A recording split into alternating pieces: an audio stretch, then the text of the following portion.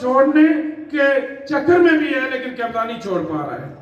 یعنی اس سٹیج پہ پہنچ گیا ہے کہ پاکستان کے اپنے حالات اس طرف بڑھ رہے ہیں کہ جب وہ جموں کشمیر کے اندر جو انٹرفیئرنس تھی وہ تو جا کے انہوں نے ہندوستان کے ساتھ بیٹھ کے معاہدہ کر لیا, انٹرنیشنلی کمیونٹی کے سامنے معاہدہ کر لیا کہ اب ہماری توبہ ہم ادھر کچھ نہیں کریں گے.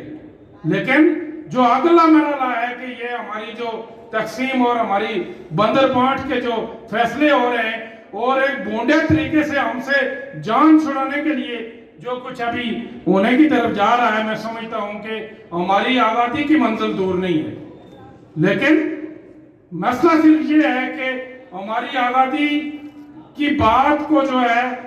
ماننے کے بجائے ہماری تقسیم کے اوپر بات ہو رہی ہے کہ ہماری تقسیم کو مستقل کیا جائے, ہمیں جو ہے اس حصے کو جو ہے ادھر قبضہ کر لیا جائے, گلگت بلتستان کو ڈائریکٹ قبضہ کر لیا جائے اور اس طرف والا حصہ انڈیا کے حوالے وہ آلریڈی انہوں نے جو وہاں کا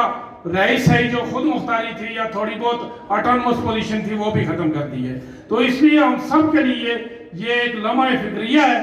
کہ ہم جو چھوٹی چھوٹی پارٹیوں کے اندر اس وقت بہت سارے دوست بیٹھے ہوئے ہیں, یہ نظریہ اب اجتماعی شکل اختیار کر چکا ہے. یہاں ہماری پیپلز پارٹی کی جو خواتین آئی, ہماری بہنیں آئیں, جو باتیں انہوں نے کی ان میں اور ہماری باتوں میں کوئی فرق نہیں ہے.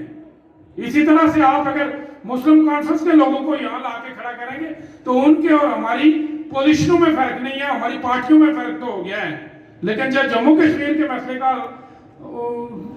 مسئلے کے اوپر بات کا ٹائم آتا ہے, جب یہاں کے لوگوں کے حقوق کا ایشو آتا ہے, تو وہ لوگ بھی گو کہ ان کے چلے مفادات ایک اس سیاست کے ساتھ جڑے ہوئے ہیں, لیکن وہ لوگ بھی اس کے اوپر اٹھ کھڑے ہوتے ہیں. اسی شہر کے اندر راجہ فاروق حیدر صاحب بھی اٹھ کے کھڑے ہوئے ہیں کہ یہاں کے لوگوں کی حقوق کی انہوں نے بات کسی حد تک کی ہے. تو اس لیے میں یہ سمجھتا ہوں کہ اس وقت ہم جو اپنے آپ کو اس شمع کے جلانے والے